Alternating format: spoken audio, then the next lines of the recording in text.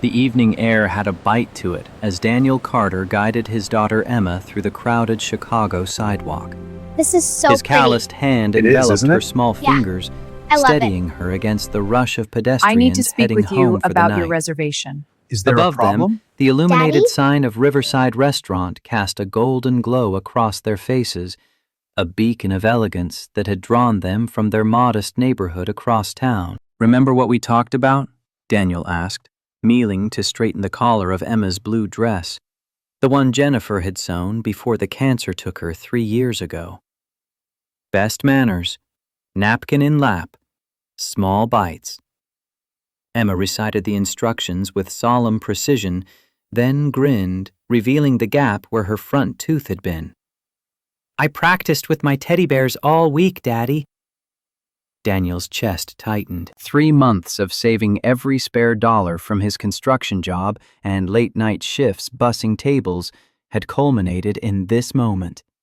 $247 for one special birthday dinner. Emma deserved this small piece of normal childhood magic after everything she'd lost. The morning had started with the familiar knot of anxiety in Daniel's stomach as he'd checked his phone. Another warning from the bank. 2 more missed mortgage payments, and they'd begin foreclosure proceedings. He'd tucked the notification away, forcing a smile as Emma bounded into the kitchen wearing her best dress and the handmade pendant she'd crafted in art class. Crooked letters spelled "Brave" across the small clay disc hanging from a simple cord around her neck. "Ready for the most special 8-year-old birthday dinner in Chicago?" he'd asked, pushing aside thoughts of bills and foreclosure notices. Now, as they approached the restaurant's heavy glass doors, Daniel hesitated. Through the windows, he glimpsed white tablecloths, crystal chandeliers, and patrons in tailored clothes that cost more than his monthly utilities. A flash of doubt made him pause. Did he belong here? Would they see through his department store blazer to the construction worker beneath? "Are we going in, Daddy?" Emma tugged at his hand, her eyes wide with excitement. Daniel squared his shoulders. "Absolutely, Princess. We have a reservation and everything." The interior of Riverside was even more intimidating up close. Marble floors that amplified every step of his worn dress shoes, waiters gliding between tables with practiced precision, the soft notes of a piano creating a soundtrack of refinement. Daniel approached the host stand, consciously straightening his posture. "Reservation for Carter, 7:30. The hostess, a young woman with perfect makeup and a practiced smile, glanced at her screen, then looked up at Daniel. Her eyes performed a quick assessment, lingering on the scuffs of his shoes and the slightly frayed cuff of his shirt. Her smile remained in place, but something flickered behind it. "I see." Her manicured fingers scrolled through her tablet. "Unfortunately, Mr. Carter, it appears that table has been given away." Daniel frowned. "There must be some mistake. I confirmed this morning." "System error, perhaps." The hostess's voice cooled several degrees. "We're fully committed this evening. Perhaps a more—" She paused, searching for words. "Casual establishment would better suit your needs?" Emma's hand tightened in his as Daniel felt heat rising to his face. Before he could respond, laughter drifted from a nearby table, pointed, deliberate. A man in an expensive suit leaned toward his companions, voice pitched just loud enough to be overheard. "This isn't a place for people like that." Daniel's jaw clenched. He'd faced this before, the subtle and not-so-subtle reminders of social boundaries. Usually he let it slide, focused on earning his paycheck and getting home to Emma. But tonight was different. Tonight was for his daughter. "I made this reservation weeks ago," Daniel said, keeping his voice steady. "We're celebrating my daughter's birthday." A manager appeared, slender, with slicked-back hair and a permanent half-smile that never reached his eyes. His name tag read, Richard. "Is there a problem?" Richard asked, though his tone suggested he already knew the answer, and was merely performing for his audience. "No problem," Daniel said quickly. "There seems to be some confusion about our reservation." Richard folded his hands in front of him. "Ah, well, we do have certain standards at Riverside. A dress code policy. I'm afraid your attire doesn't quite meet our requirements." Daniel looked down at his clean, pressed clothes, the best he owned. "I wasn't informed of any dress code when I made the reservation." "It's understood," Richard replied smoothly. "Riverside maintains certain standards. We serve a particular clientele."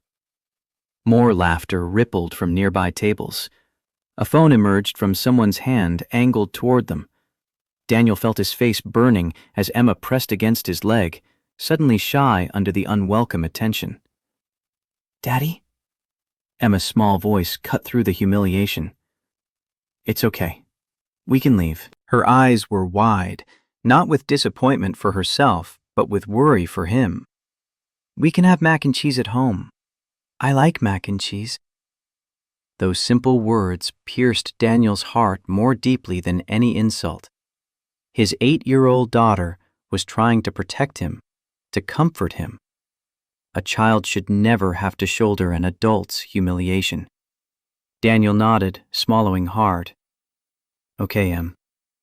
We'll go somewhere else." He turned, guiding her toward the door, determined to salvage something of the evening. Perhaps the diner 3 blocks over would have room. The food wouldn't be fancy, but at least they'd be treated with basic respect.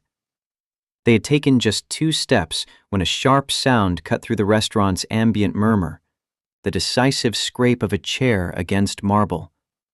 The restaurant fell silent as all eyes shifted to the source.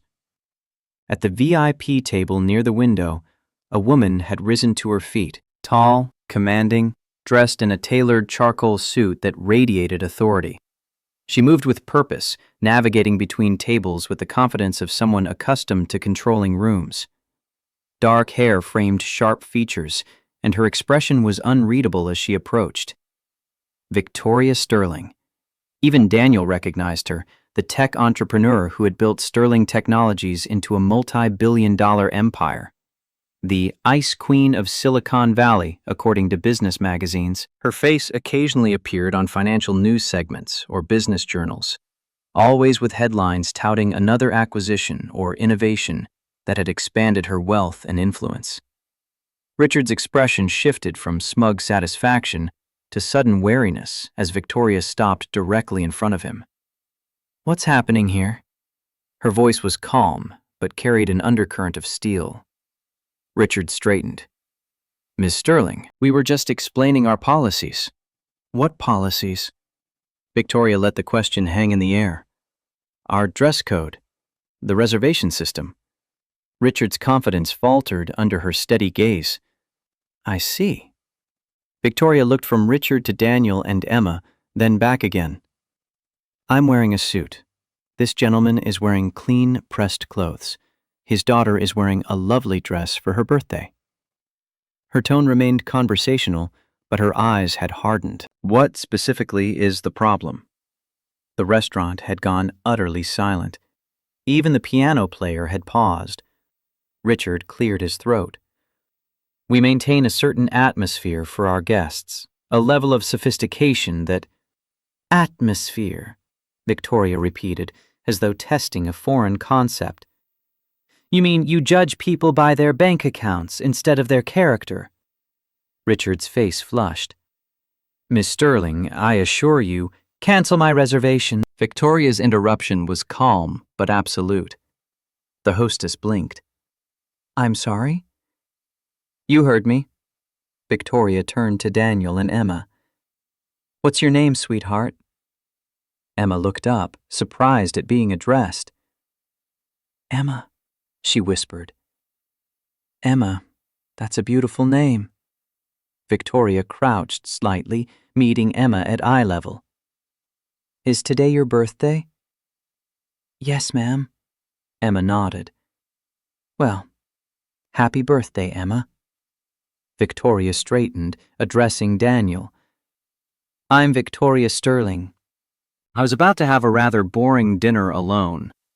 Would you and your daughter like to join me instead? Somewhere that values character over appearances. Daniel's mind reeled. Victoria Sterling, one of the wealthiest, most powerful people in the country, was inviting them to dinner? The absurdity of the moment clashed with the very real humiliation still burning his cheeks. We couldn't impose, Daniel managed. You're not imposing. I'm asking. Victoria's expression softened slightly. Trust me when I say I know exactly how this feels. Different circumstances, same fundamental cruelty. Something in her eyes, a flash of old pain carefully controlled, convinced Daniel she wasn't merely performing some grand gesture. She understood. Somehow, despite the vast gulf between their worlds, she genuinely understood. If you're sure, Daniel began.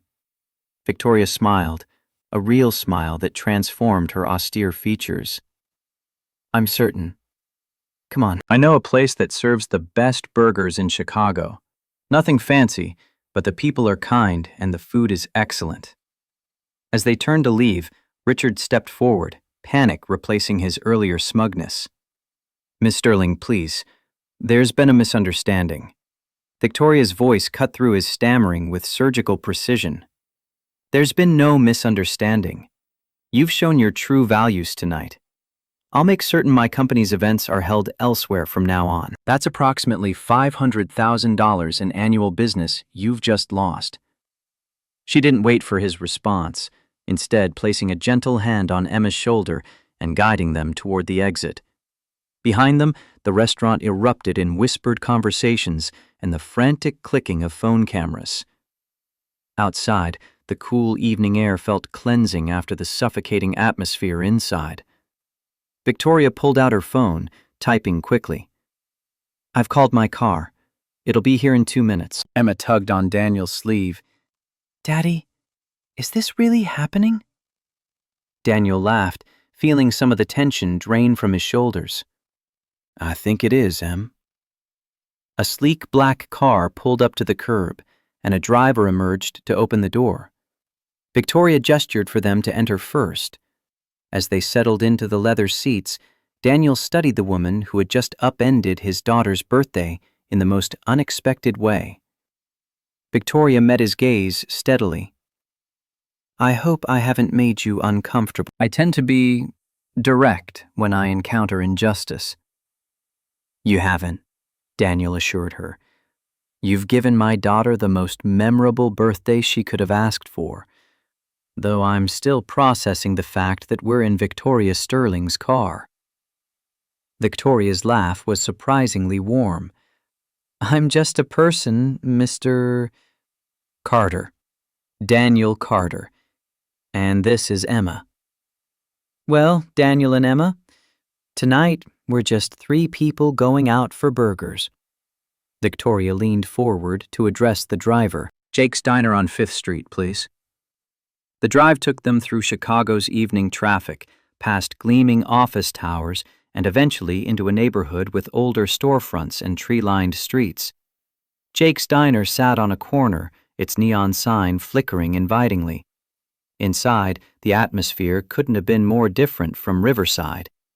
Red vinyl booths, a classic jukebox in the corner, and the comforting smell of grilled food. A waitress in her 60s looked up from wiping down a table, her face breaking into a genuine smile. Victoria!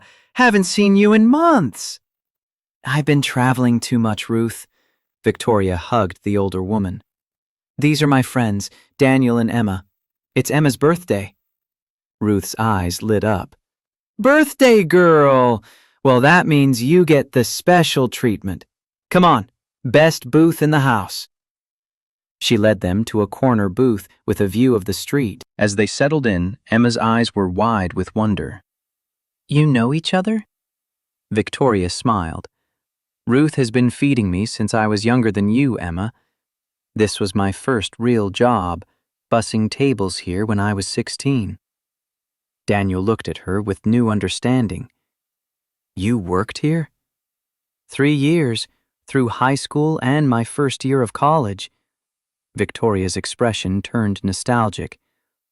Ruth and her husband Jake gave me a chance when no one else would. Taught me more about business and integrity than any textbook ever did. Ruth returned with menus and a knowing smile. The usual for you, Victoria?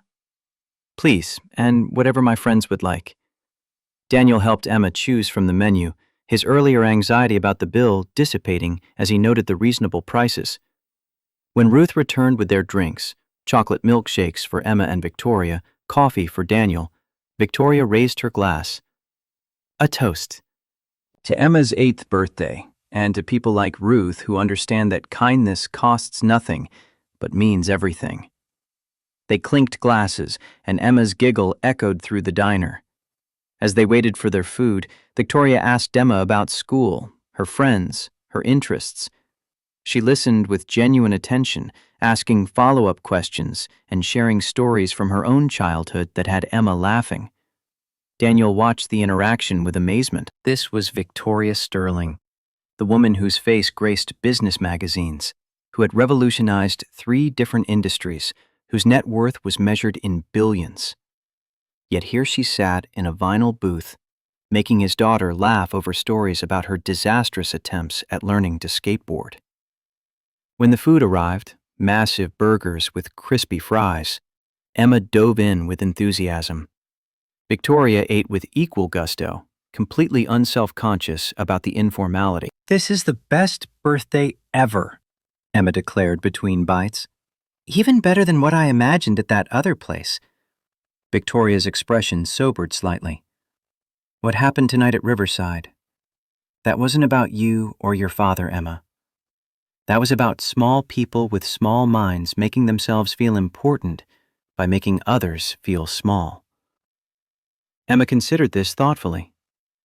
"Like bullies at school?" "Exactly like bullies at school," Victoria confirmed. "And just like school bullies, the best response is to show them their cruelty doesn't define you." Daniel felt a lump forming in his throat at Victoria's gentle wisdom. "You didn't have to do what you did tonight. Stand up for us like that." Victoria met his eyes directly. "Yes, I did.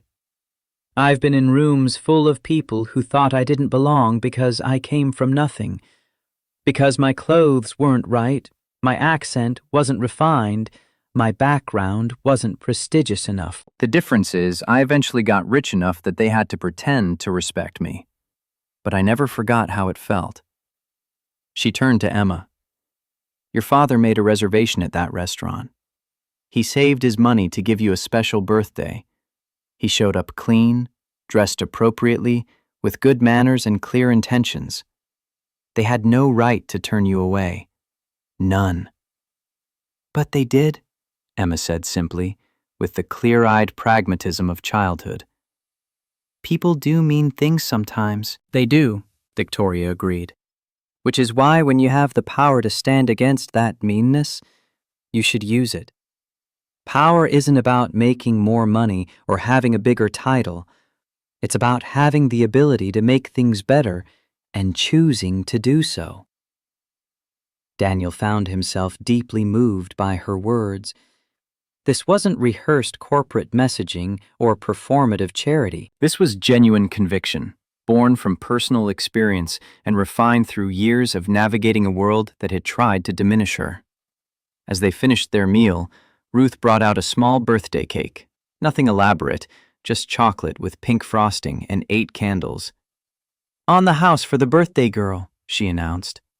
They sang Happy Birthday, Emma's face glowing in the candlelight before she blew out the candles with a wish she refused to share. The cake was delicious, homemade and warm, and infinitely better than whatever elaborate dessert Riverside might have served.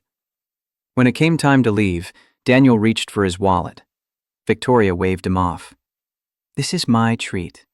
It's been the most enjoyable evening I've had in months." "I can't let you pay for everything," Daniel protested.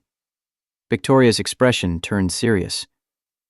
"Daniel, I appreciate your pride, but please let me do this. Not because you need charity, but because it would genuinely make me happy. Consider it a birthday gift to Emma." Put that way, Daniel found he couldn't refuse without seeming churlish. "Thank you," This meant more than you know. Outside the diner, Victoria's car waited. Can I give you both a ride home? Daniel hesitated, aware they lived in a very different neighborhood than where Victoria likely resided. That's a long way to go. I have nowhere I need to be, Victoria assured him. Besides, I'd like to make sure you get home safely. During the drive to Daniel's modest apartment building, Emma fell asleep against his shoulder, exhausted from the evening's excitement. Victoria gazed out the window, seeming lost in thought. Can I ask you something? Daniel kept his voice low to avoid waking Emma. Of course. Why did you really do all this? I appreciate it immensely, but billionaires don't usually intervene in random strangers' problems. Victoria turned to face him, her expression thoughtful. Do you know what the worst part of being very wealthy is? Not the scrutiny or the pressure or the constant demands. It's the isolation. People see the money first, the person second. They want things from you, or they hate you on principle, or they treat you like you're not quite human anymore. She gestured to the passing streets. Tonight I was sitting in that restaurant, surrounded by people who wanted to network or impress me or be seen with me. Not one of them cared about me as a person. Then I saw you and Emma, a father trying to give his daughter a special birthday, being treated with contempt for no reason except some arbitrary judgment about your worthiness. Her voice intensified with emotion. I saw myself 20 years ago. Different circumstances, but the same essential cruelty, the same assumption that some people matter more than others based on meaningless metrics. And I thought, I have the power to change this one small moment, to show Emma that the world isn't always cruel, that sometimes strangers help each other, to remind myself that money should be used to make things better, not to insulate myself from humanity. Daniel absorbed her words, recognizing their truth. You're not what I expected. Victoria smiled wryly. What did you expect? I don't know, someone more removed? Harder? The Ice Queen of Silicon Valley. Ah, that nickname. Victoria's expression turned sardonic. That's what happens when a woman refuses to smile on command or pretends vulnerability to make men comfortable. I'm direct, I'm demanding, and I don't suffer fools. Apparently that makes me cold. You weren't cold tonight, Daniel observed. Tonight I got to be just Victoria. Not the CEO, not the billionaire, not the symbol of anything, just a person having dinner with new friends. She paused. I'd forgotten how good that felt. The car pulled up to Daniel's apartment building. It wasn't in the worst neighborhood, but it was clearly modest, an older building with worn paint and a small patch of grass struggling to stay green. Victoria surveyed it without judgment. This is nice. Close to schools? 2 blocks, Daniel confirmed, appreciating her lack of condescension. And Emma's babysitter lives in the building, which helps with childcare. He carefully lifted Emma, who stirred but didn't fully wake. Before stepping out, he turned back to Victoria. I don't know how to properly thank you for tonight. Victoria handed him a business card. You don't need to thank me. But if you ever need anything, a reference for a job, help navigating bureaucracy, whatever, please don't hesitate to call. I mean that genuinely. Daniel studied the simple white card with raised lettering. Victoria Sterling, CEO, Sterling Technologies. Her personal cell number was handwritten at the bottom.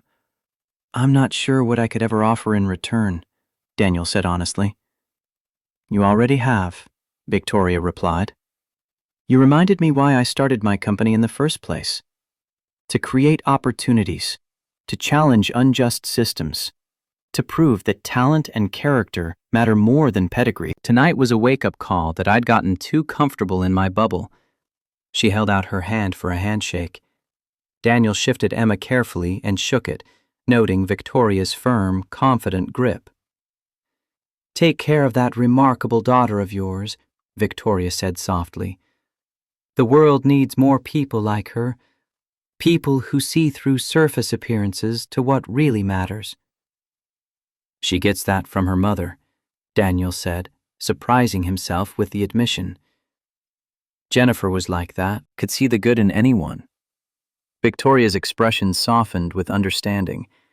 She taught Emma well, and you've honored that legacy by raising such a compassionate child.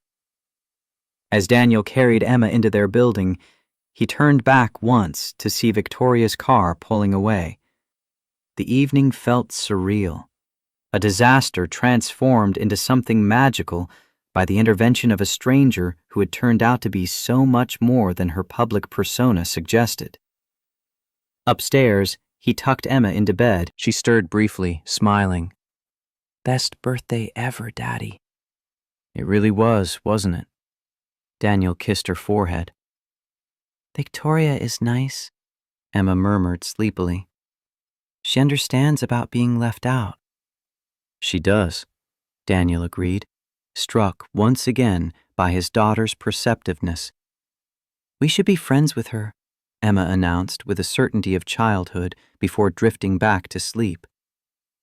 Daniel sat for a moment, watching Emma sleep, processing the evening's extraordinary events. Victoria Sterling's card sat on the nightstand, a tangible reminder that the night had actually happened. The following morning, Daniel's phone buzzed with notifications. A quick check of social media revealed what he'd half expected. The scene at Riverside had gone viral. Videos from multiple angles showed Victoria's confrontation with Richard, her defense of Daniel and Emma, her public cancellation of her company's business with the restaurant. The comments were overwhelmingly supportive of Victoria, with many sharing their own stories of discrimination and humiliation. Riverside Restaurant's social media pages were flooded with criticism, and several news outlets had picked up the story. By mid-morning, Riverside had issued a public apology and announced the termination of Richard's employment. The statement claimed commitment to reassessing our policies to ensure all guests are treated with dignity and respect. Daniel wasn't naive enough to think one incident would fundamentally change the restaurant industry's often classist attitudes. But it was something, a small victory, a moment when injustice had been challenged publicly and consequences had followed. His phone rang, an unknown number. He almost didn't answer, but something made him pick up. Daniel, it's Victoria Sterling. I hope it's not too early to call. Not at all. Emma's at school, and I'm between job sites. I wanted to warn you that last night's incident has gotten some media attention. I've instructed my PR team to keep you and Emma's names private, but you might get contacted by reporters. You're under no obligation to speak to anyone. I saw the videos, Daniel admitted. Quite a response. People are hungry for moments when someone with power uses it for good rather than personal gain, Victoria said. I didn't do anything extraordinary. I just refused to let injustice slide. It was extraordinary to us, Daniel countered. There was a brief pause. Actually, I was calling for another reason. I have a proposition for you, if you're open to hearing it. Daniel's guard went up slightly. What kind of proposition? Nothing sinister, I promise, Victoria said with a hint of amusement.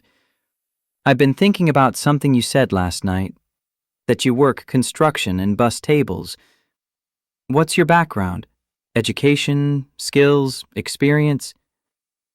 Associate degree in construction management from community college, 10 years of experience in residential and commercial construction, framing, electrical, plumbing, project management. Lost my business when my wife got sick and the medical bills piled up. Now I take whatever jobs I can get. So you're overqualified for the work you're doing? Victoria observed. Jobs that pay what I need and offer schedule flexibility for Emma are limited, Daniel explained. Most construction companies want someone who can work any hours, travel to job sites, work weekends. I need to be available for Emma. I understand the constraints, Victoria said. Here's what I'm thinking. Sterling Technologies is expanding into green building, sustainable construction, renewable energy integration, smart building systems. We need someone to oversee the construction and retrofitting of our facilities. Someone with hands-on experience who understands both traditional construction and can learn new technologies. Daniel's heart rate accelerated. You're offering me a job? I'm offering you the opportunity to interview for a job, Victoria corrected. No favors, no charity. You'd go through the same evaluation as any candidate. But if you're interested, I'd like you to speak with our facilities director. The position offers competitive salary, standard work hours, full benefits including excellent health care, and is based here in Chicago. Daniel's mind raced through the implications. Real health care for Emma. No more worrying about surprise medical bills. Steady income with room for advancement. Work that used his actual skills rather than underemployment. Why? He asked. Why me? Victoria's response was measured. Last night showed me two things. First, that you're a man of character who prioritizes his daughter's well-being above his pride. Second, that you're being underutilized in your current work. Good people with solid skills end up in difficult situations for all sorts of reasons. Medical emergencies, family obligations, systemic barriers. I've built my company on the principle of finding talented people regardless of their circumstances and giving them opportunities to excel. This isn't pity? Daniel needed to be certain. Daniel, if I wanted to give you charity, I'd write you a check. I'm offering you the chance to earn a position based on your qualifications. You'd be interviewed by the same person who evaluates all candidates, held to the same standards, and would have to prove you can do the work. The only advantage I'm giving you is the opportunity to try. Put that way, it seemed less like favoritism and more like the leveling of a playing field that had been unfairly tilted against him by circumstances. I'm interested, Daniel said carefully. Very interested. But I need to be clear that I can't compromise on my availability for Emma. She comes first. Always. I wouldn't respect you if she didn't, Victoria replied. The position doesn't require travel, and my company offers flexible scheduling for parents. We found that treating employees like humans with full lives actually increases productivity and loyalty. They arranged for Daniel to meet with the facilities director the following week. As the call ended, Daniel sat in his truck outside the construction site, processing what had just happened. His phone buzzed again. Emma's school. His heart jumped as it always did at unexpected calls from the school. Mr. Carter, this is Principal Morrison. Nothing's wrong. I'm calling with good news.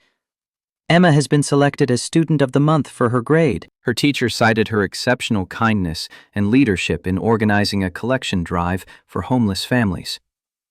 Daniel felt his chest swell with pride. She organized that? Completely on her own initiative, the principal confirmed. She rallied her entire class to bring in donations. They collected enough supplies to help 3 families. We'd like to recognize her at the assembly next Friday if you can attend. I'll be there, Daniel promised. After the call ended, he sat for a moment longer, overwhelmed by the sudden shift in their circumstances. 24 hours ago, they'd been turned away from a restaurant in humiliation. Now, he had a potential job opportunity that could change their lives, and Emma was being honored for her compassion. The universe had a strange way of balancing scales. That evening, when Emma came home from school, she was bursting with excitement about the Student of the Month recognition. Daniel listened to her explanation of the donation drive, how she'd gotten the idea after watching a news report about families living in shelters, how she'd convinced her teacher to let her present to the class, how they'd worked together to collect items. I remembered what she told me about Mom, Emma explained. That she always said the best way to feel better when you're sad is to help someone else feel better. Daniel pulled her into a hug, feeling the bittersweet ache of Jennifer's absence mixed with pride at Emma's embodiment of her mother's values. Your mom would be so proud of you, he said softly. I'm so proud of you. Victoria would be proud too, Emma added. She said power is about making things better. I might not have money power, but I can still help. Daniel smiled at his daughter's interpretation of Victoria's words. You absolutely can. And you did. The week passed in a blur of anticipation. Daniel prepared for his interview with Sterling Technologies' facilities director, reviewing building codes and researching the company's green building initiatives. He bought a new suit, a real one this time, properly tailored, using money he'd been saving for emergencies. The night before the interview, Emma helped him pick out a tie. The blue one, she decided. It matches your eyes, and Victoria will like it. Victoria won't be at the interview, Daniel reminded her. This is with her facilities director. But you'll see her eventually, Emma said with childlike certainty. And you want to look nice. Daniel couldn't argue with that logic. The Sterling Technologies offices occupied 3 floors of a modern building in Chicago's business district. The lobby featured sleek design, abundant natural light, and employees who seemed genuinely friendly rather than performing corporate courtesy. The facilities director, James Chen, met Daniel in a conference room. Late 40s, with an easy manner and a firm handshake, he put Daniel at ease immediately. I've reviewed your resume, James began. Impressive background. Talk me through your experience with sustainable building practices. The interview lasted 90 minutes.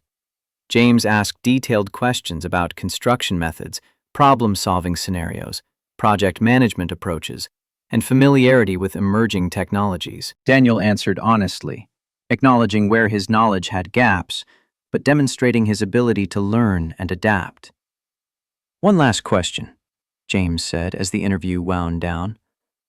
Miss Sterling mentioned you have a young daughter. How do you see balancing the demands of this position with your parenting responsibilities? Daniel appreciated the directness. My daughter comes first, always. But I'm also a dedicated professional who takes my work seriously. I've never missed a deadline, never compromised on quality, and I've managed to do that while being present for Emma.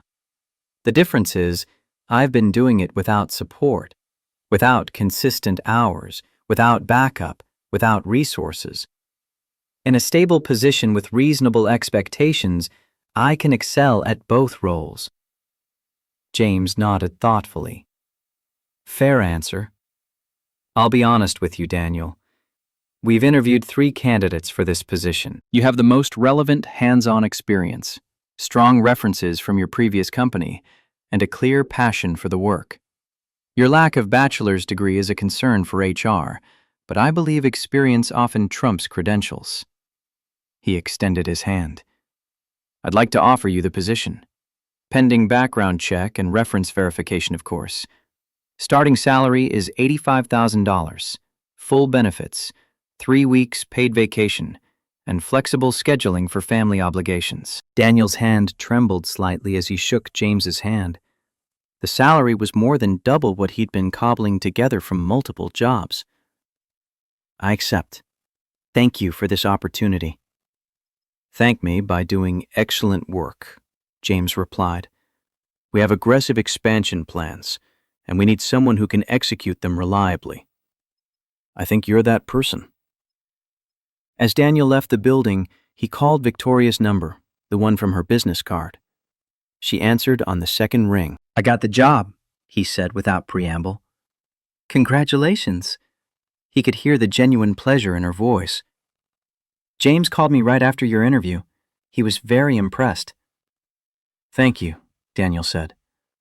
I know you said this wasn't favoritism, but you gave me the opportunity when no one else would have. You earned the position, Victoria corrected. I just made sure you got the chance to try. What you do with it from here is entirely up to you. Still, thank you. You're welcome. Now go celebrate with Emma. First days are big deals. Daniel picked Emma up from her after-school program early, taking her for ice cream to celebrate.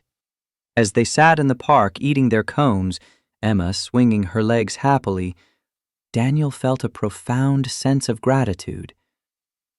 Things are getting better, he told her. New job, good pay, health insurance for both of us. Emma nodded seriously. Because of Victoria. Because of a lot of things, Daniel said. Because you reminded me to have courage. Because Victoria chose to help. Because I didn't give up. Because your mom taught us both to be brave. Emma touched the pendant around her neck, the one that said brave in her childish handwriting. Mom would like Victoria. Daniel thought about that. Jennifer had been generous, compassionate, quick to see the good in people. She probably would have liked Victoria very much. I think you're right, he agreed. Emma grinned. We should invite her to my school assembly. She helped make things better, so she should see me get the award. Emma, Victoria is a very busy person. She probably can't. Can I call her and ask? Emma interrupted. Please? Daniel hesitated, not wanting Emma to face rejection if Victoria was unable to attend. But Emma's pleading expression wore him down. One call, he relented. If she can't make it, you don't push. Understood? Emma nodded eagerly. Daniel dialed Victoria's number and put the phone on speaker. Daniel? Victoria answered. Everything okay? Hi, Victoria, Emma called out. It's Emma. I wanted to invite you to my school assembly next Friday at 2 p.m. I'm getting Student of the Month for the donation drive I organized. There was a brief pause. Student of the Month?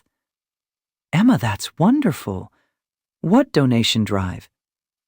Emma explained the project, her words tumbling over each other in excitement. Victoria listened with evident interest, asking questions and offering genuine praise. I would be honored to attend your assembly, Victoria said finally. Thank you for inviting me. Emma beamed. Really? You'll really come? I'll really come. Send your father the details, and I'll be there. After the call ended, Emma did a little victory dance. She's coming! She's coming to see me get my award! Daniel watched his daughter's joy with mixed emotions. He was grateful for Victoria's kindness, but also increasingly aware of the unusual nature of their connection. Billionaires didn't typically become involved in the lives of working-class families they'd helped once. What were Victoria's intentions? Was this sustainable? Or would Emma be hurt when Victoria inevitably moved on to other concerns? But looking at Emma's happiness, he decided to trust the process. Victoria had shown nothing but genuine kindness so far. He'd accept that at face value until given reason to doubt. The following Friday arrived quickly. Daniel took half a personal day from his new job to attend the assembly. He arrived early, scanning the auditorium for Victoria. He spotted her in the back row, dressed in a casual but elegant pantsuit, looking distinctly out of place among the assembled parents in their jeans and work clothes. She waved when she saw him, gesturing to the empty seat she'd saved. Daniel made his way over, acutely aware of the curious glances from other parents who clearly recognized the famous CEO. Thank you for coming, Daniel said as he sat down. Emma's been talking about nothing else all week. I wouldn't have missed it, Victoria replied. I've been following the assembly program. Emma's teacher sent me the details. Apparently, the donation drive collected over $2,000 worth of supplies. That's remarkable organization for an 8-year-old. The assembly began with the usual formalities: principal's announcements, student performances, various awards. Finally, it was time for Student of the Month recognitions. When Emma's name was called, she walked to the front with quiet dignity. The principal described the donation drive, emphasizing Emma's leadership and compassion. Then Emma was invited to speak about why she'd organized the project. Emma stood at the microphone, small and composed. I started the donation drive because I saw people who needed help, and I remembered something my dad told me. He said my mom always believed that when you're sad or struggling, the best thing you can do is help someone else. I think about my mom a lot, even though she's been gone for 3 years. And I think she'd be happy that I tried to help families who don't have homes. She paused, her eyes finding Daniel and Victoria in the crowd. I also learned something important recently. I learned that when you see someone being treated unfairly, you should stand up for them if you can. A friend showed me that. So I wanted to help people who might feel left out or forgotten, because everyone deserves kindness. The auditorium erupted in applause. Daniel felt tears pricking his eyes, and when he glanced at Victoria, he saw her eyes were bright with emotion as well.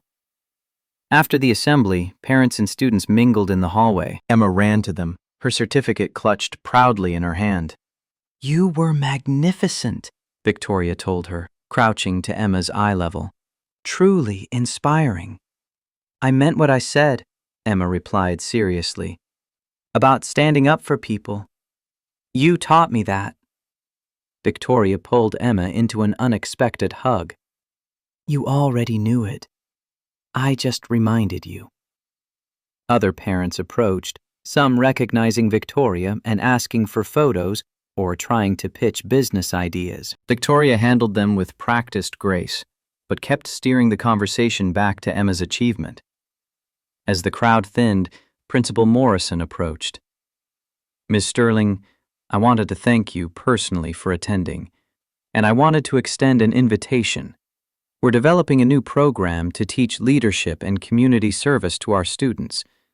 Would you be interested in speaking to the children about your experiences?" Victoria glanced at Daniel, who gave a small, encouraging nod. "I'd be delighted. Let's schedule something." As they walked to the parking lot, Emma skipping ahead, Victoria turned to Daniel. "Can I ask you something? And please answer honestly." "Of course. Am I overstepping? Getting too involved in your lives?"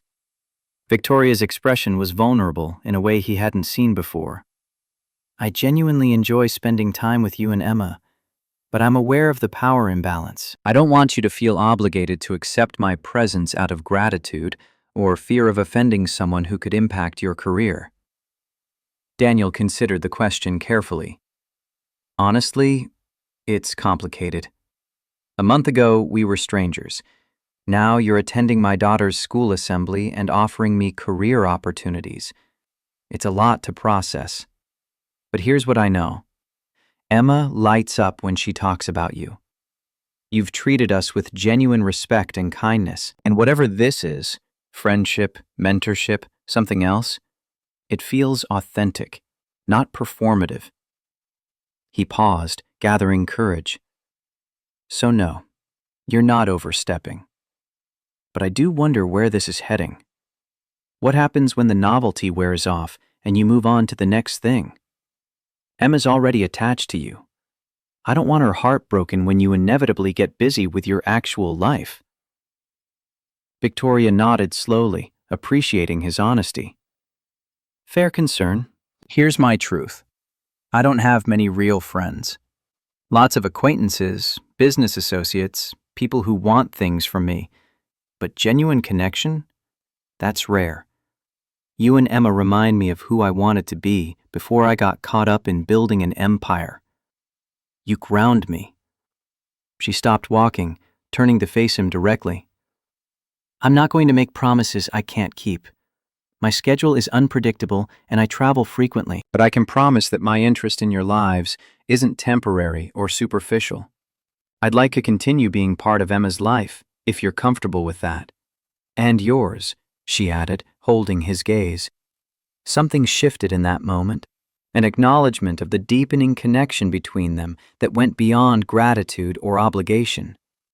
Daniel felt it, saw it reflected in Victoria's eyes, and wasn't sure what to do with it. "We'd like that too," he said finally. Emma had reached the car and was bouncing impatiently.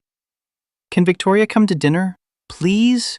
I want to show her my science project." Daniel looked at Victoria questioningly.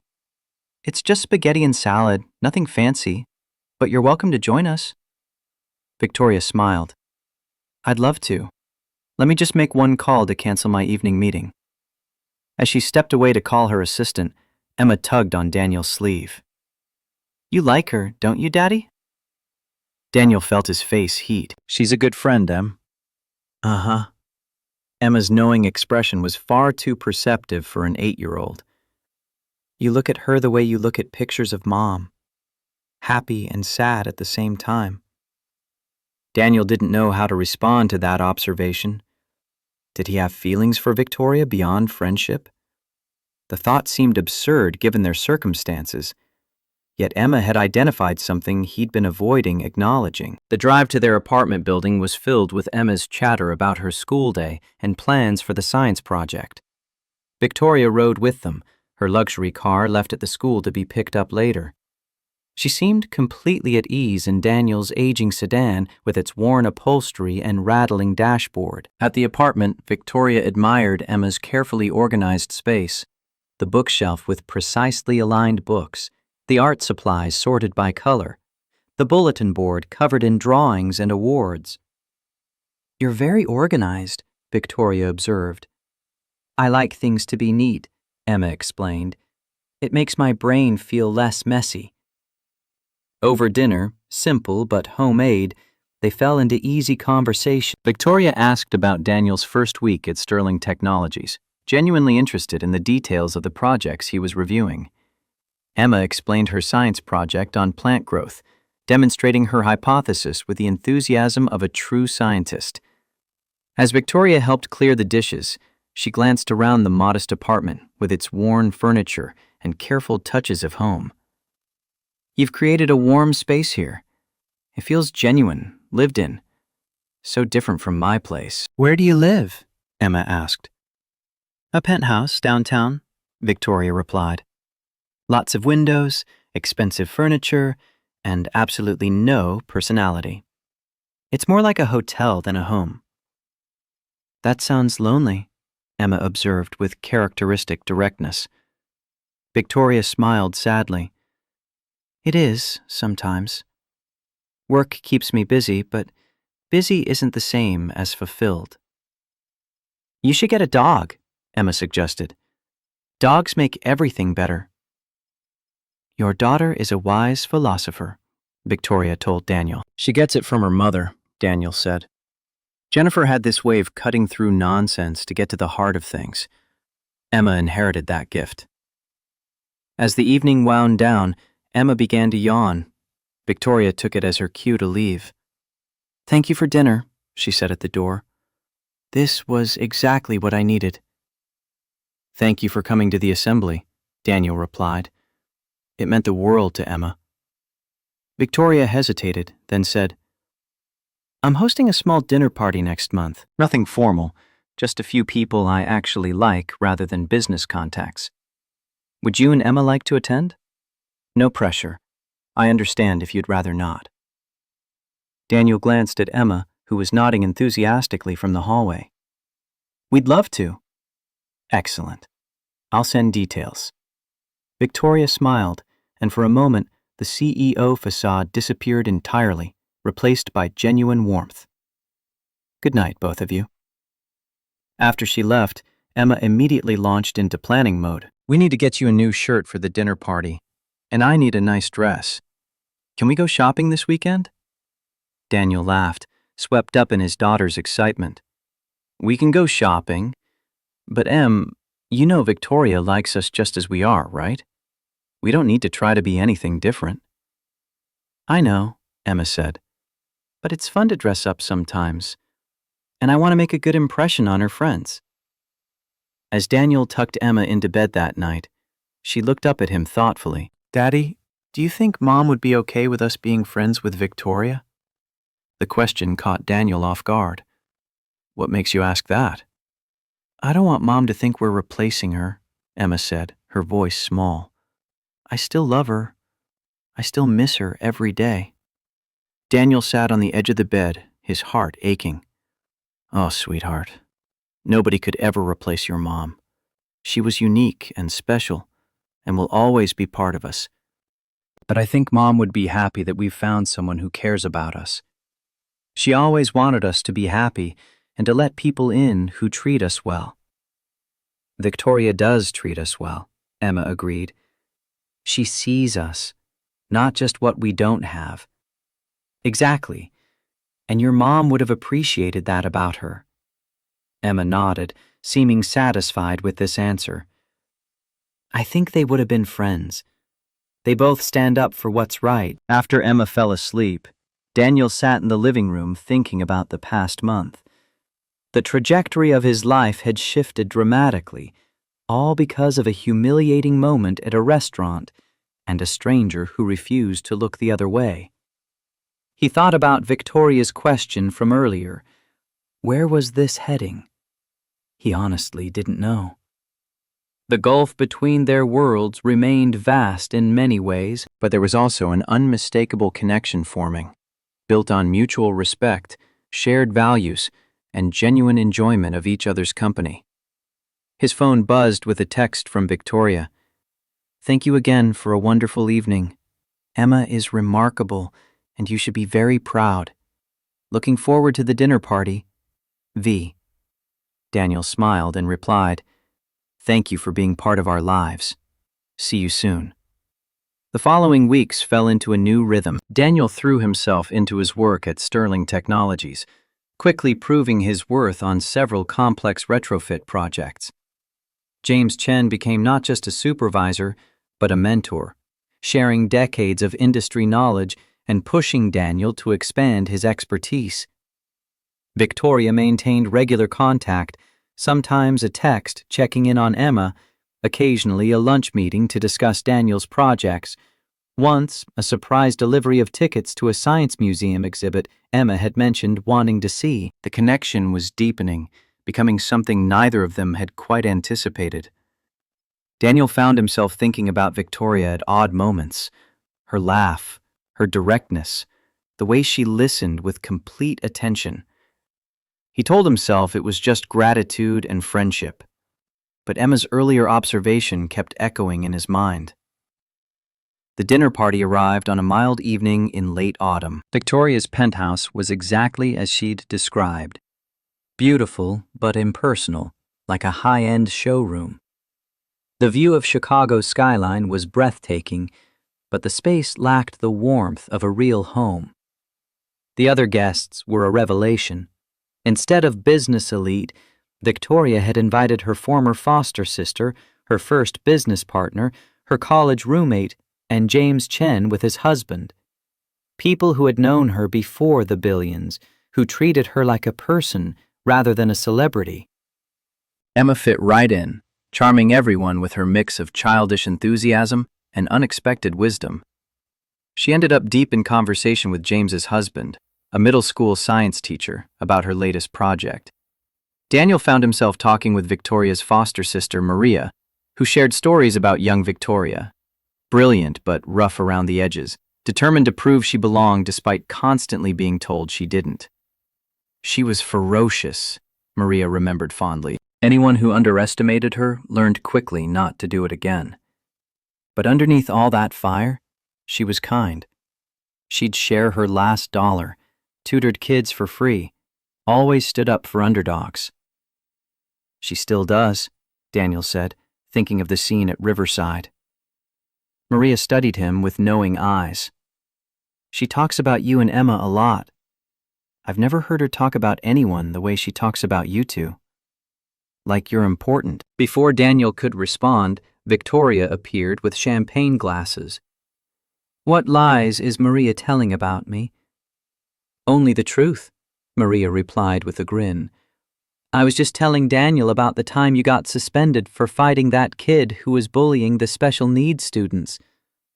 Victoria rolled her eyes. I was 14 and hadn't yet learned diplomatic approaches to conflict resolution. You broke his nose, Maria reminded her. He broke first. His nose broke second. Victoria's expression was unapologetic. He was tormenting kids who couldn't defend themselves. Someone needed to stop him. Daniel found himself admiring this glimpse of young Victoria, already fierce in her defense of the vulnerable, already refusing to accept injustice. As the evening progressed, Daniel noticed how different Victoria was in this environment. More relaxed, quicker to laugh, without the controlled precision she displayed in professional settings. This was Victoria among people she trusted, people who had known her before the money and power, people who saw her as a person first. After dinner, while Emma was engrossed in a science experiment with James's husband, Victoria led Daniel to the balcony. The city stretched below them, lights sparkling in the darkness. "Your friends are wonderful," Daniel said. "They keep me grounded," Victoria replied. "Remind me where I came from." It's easy to lose yourself in wealth and success if you're not careful. "You seem to have stayed remarkably yourself," Daniel observed. Victoria laughed softly. "You didn't know me before. I was harder then, more defensive, built walls to protect myself from people who might hurt me. The money made the walls higher, the defenses stronger." She turned to face him. "Meeting you and Emma cracked something open. Reminded me that walls also keep out the good things. Connection, genuine relationship, the possibility of being known rather than just recognized." Daniel felt the weight of her words, the vulnerability beneath them. "I'm glad we cracked those walls."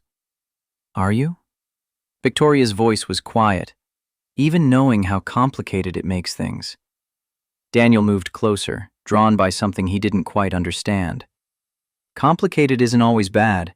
Sometimes the best things are complicated. They stood in silence for a moment, the city sounds drifting up from far below. Then Emma appeared in the doorway, breaking the moment. "Daddy!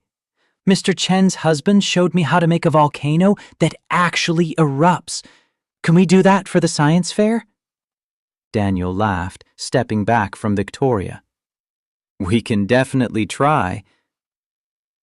As the party wound down and guests began to leave, Victoria pulled Daniel aside. "Can I ask you something? And again, please be honest." "Always. Where do you see this going?" "Our friendship, this connection we're building, because it feels like it's becoming something more than just grateful benefactor and recipient. And I need to know if that's just my perception, or if you feel it too." Daniel took a deep breath. "I feel it too, and it scares the hell out of me.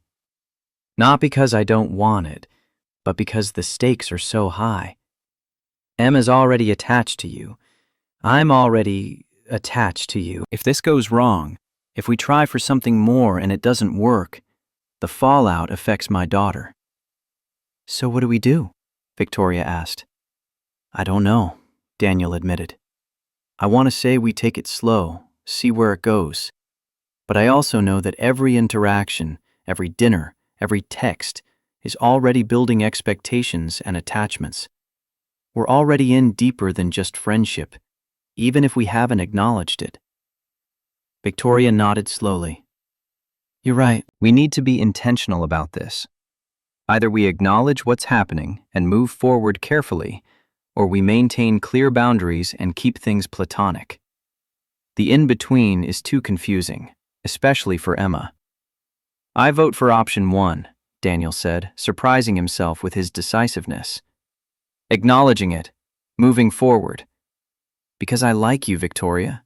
I like who you are when you're not being the CEO. I like how you treat Emma. I like that you challenge me and push me to be better. And I think you like us, too." Victoria's smile was genuine and warm. "I more than like you. Both of you. You've become the most important people in my life in a remarkably short time." "So, we try?" Daniel asked. "See if this can work?" "We try," Victoria agreed. Slowly, with Emma's well-being as the priority, and with honesty about our fears and concerns. They shook hands on it, then both laughed at the formal gesture for such a personal commitment. "Dating a billionaire," Daniel mused, "not something I ever imagined." "Dating a construction supervisor with an 8-year-old daughter," Victoria countered. "Also not something I imagined. But here we are." "Here we are," Daniel agreed. Over the following months, they navigated their new relationship with careful attention to Emma's feelings and needs. Victoria integrated herself into their lives gradually, attending Emma's soccer games, helping with homework, joining them for Sunday breakfast. For Emma, Victoria's presence became a source of stability and joy. She had another adult who cared about her, who showed up consistently, who offered different perspectives and experiences. The relationship filled some of the void left by Jennifer's death without attempting to replace her. For Daniel, Victoria offered partnership and challenge. She pushed him professionally, encouraging him to pursue advanced certifications and take on more complex projects. She supported his parenting, offering perspective without judgment. And she made him laugh, reminded him of his worth, showed him that he could build a life beyond survival. For Victoria, Daniel and Emma provided grounding and purpose. They reminded her why she'd built her company in the first place: to create opportunities, to challenge unjust systems, to make a tangible difference in real people's lives. They kept her connected to the values that had driven her before wealth and power had complicated everything. 6 months into their relationship, Victoria invited them to spend a weekend at her family's old house upstate, a modest cottage she'd kept after buying out her foster siblings' shares. It was the first real home she'd known, the place where she'd felt safe and loved, despite the system's failures. The cottage was small, weathered, surrounded by tall trees and wildflowers. Nothing like the luxury Victoria could afford, but clearly precious to her. "This is beautiful," Daniel said as they unloaded the car. "It's where I learned what home could be," Victoria explained. "My last foster family, the Johnsons, bought this place when I was 15. First time I had my own room, first time I felt like I belonged somewhere." Emma explored the property with delight, discovering a tire swing and a small creek. Victoria showed them around with visible nostalgia, pointing out where she'd carved her initials in a tree, where she'd studied for her SATs on the porch, where she'd made the decision to start her first company. That night, after Emma was asleep, Daniel and Victoria sat on the porch watching fireflies dance in the darkness. "I've been thinking," Victoria began, "about the future, about what I want my life to look like." Daniel waited, sensing the importance of what she was about to say. "I've been so focused on building the company, on proving myself, on accumulating wealth and influence. But to what end? I have more money than I could spend in 10 lifetimes. The company runs smoothly without my constant involvement. I've proven everything I set out to prove." She turned to face him. "But I haven't built a life. A real life with meaning beyond corporate success. And spending time with you and Emma has shown me what I've been missing." Daniel felt his heart rate increase. "What are you saying?"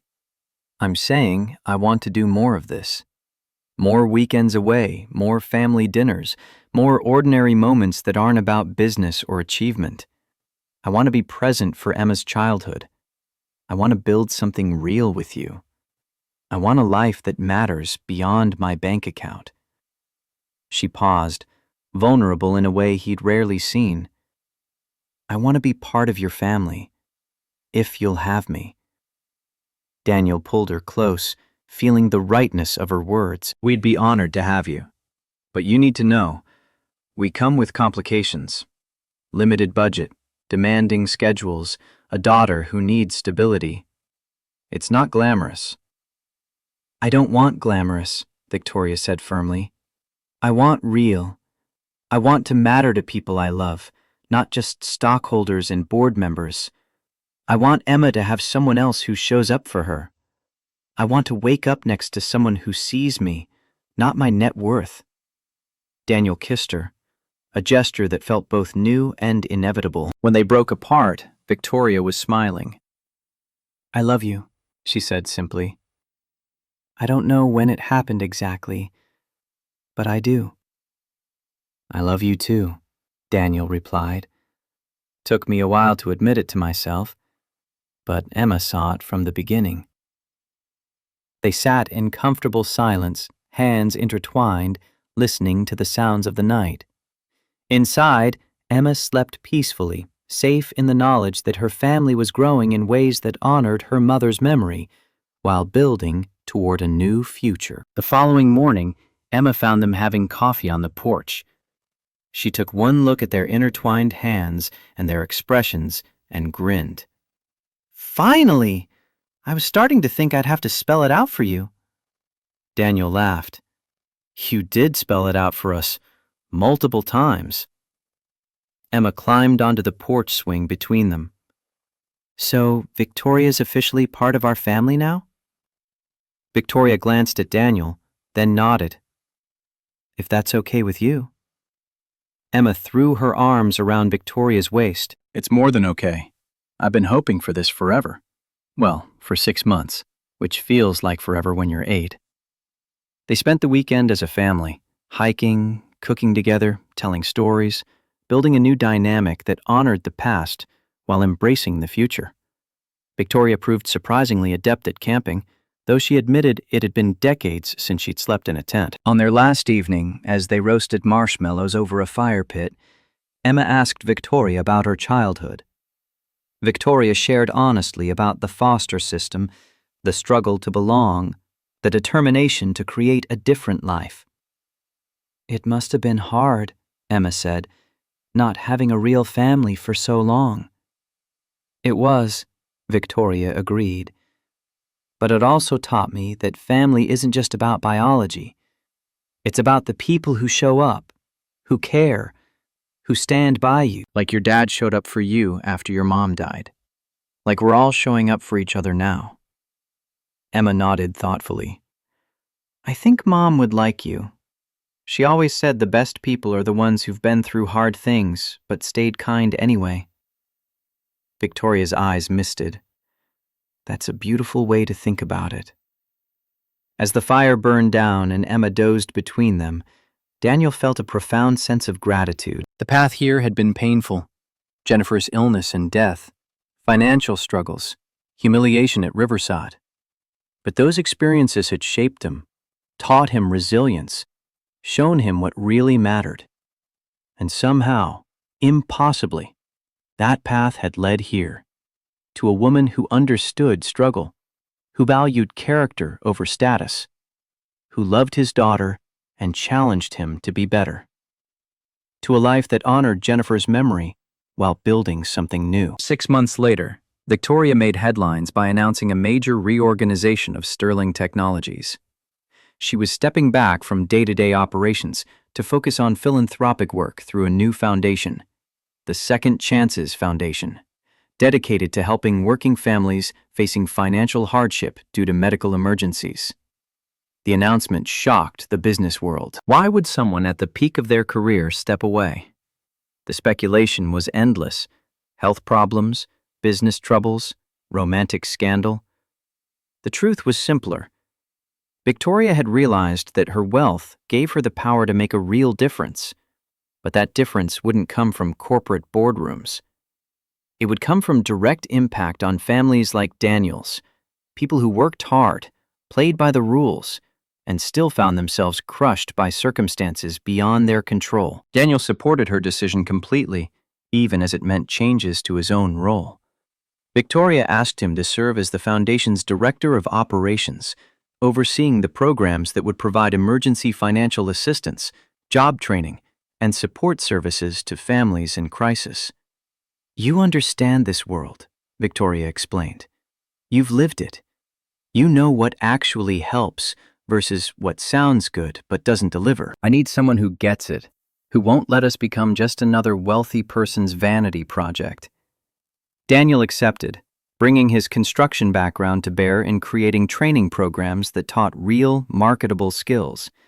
The Foundation's first initiative funded emergency relief for families facing medical debt, exactly the crisis that had destroyed Daniel's business and nearly cost him his home. Emma, now 9, became the Foundation's unofficial junior ambassador. She organized school-wide fundraisers, spoke at events about the importance of helping families in need, and charmed donors with her straightforward wisdom. 1 year after Riverside, they held the foundation's inaugural benefit dinner. Victoria insisted on hosting it at Jake's Diner, Ruth's place, rather than some elegant hotel ballroom.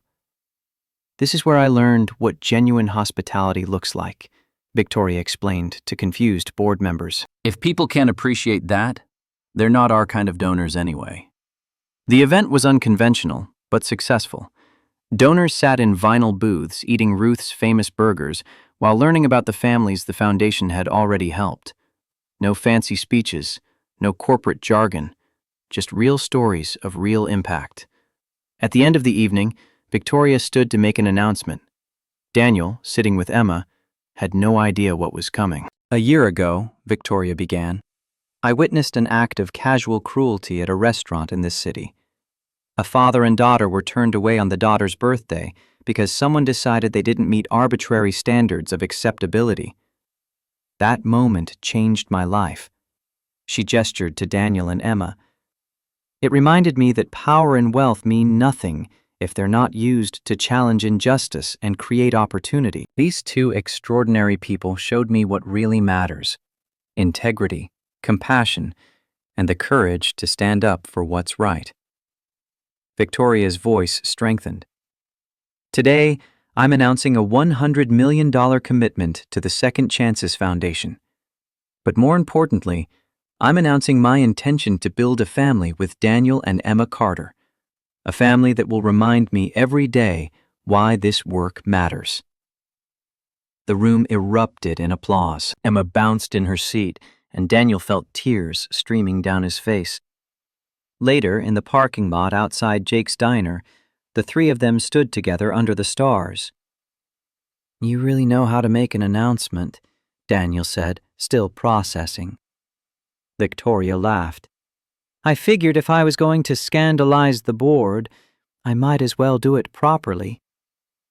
Emma, practical as ever, asked, "Does this mean you're moving in with us? Because our apartment is pretty small." "Actually," Victoria said, pulling out a folder, "I've been working on something. There's a house 3 blocks from your school, 4 bedrooms, big backyard, needs some work, but has good bones. I thought we could buy it together, fix it up as a family project, make it our home." She showed them the listing, a charming older house with a wraparound porch and mature trees. It was beautiful, achievable, and perfect. "Can I have the room with a window seat?" Emma asked immediately. "Absolutely," Victoria agreed. Daniel pulled both of them into a hug. "A year ago, I was bussing tables and worried about losing our apartment. Now I'm standing here with the 2 people I love most, planning a future I never imagined possible." "Life is funny that way," Victoria observed. "The worst moments can become the catalysts for the best things. That humiliation at Riverside brought us together. Your struggles taught you empathy that makes you perfect for the foundation work." Emma's loss of her mother gave her the wisdom to help other kids facing grief. Emma touched her brave pendant, the one she still wore every day. "Mom would say we're making lemonade out of lemons." "Your mom was very wise," Victoria said softly. As they drove home, all 3 of them together in Daniel's car, because Victoria had sold the luxury vehicle and was driving a practical SUV now, Daniel reflected on the journey that had brought them here. He thought about Jennifer, about the love and values she'd instilled in Emma. He thought about that night at Riverside, the humiliation that had felt unbearable in the moment. He thought about Victoria's courage in standing up, in choosing to get involved, in opening her life to them. Most of all, he thought about dignity. Real dignity, he'd learned, wasn't about where you ate or what you wore or how much money you had. It was about knowing your worth, regardless of how others treated you. It was about standing up for others when you had the power to do so. It was about building genuine connections across artificial divides. Emma had taught him that. Victoria had reinforced it, and together, They were building a family and a foundation based on those principles. In the back seat, Emma was already making plans. When we move into the new house, can we have a dog? A rescue dog that nobody else wanted? We could give it a second chance, like the foundation does for people. Victoria met Daniel's eyes in the rearview mirror, both of them smiling at Emma's unerring ability to find the heart of things. I think that's a perfect idea, Victoria said. Every family should have a dog. Every happy family, Emma corrected. And we're going to be a very happy family.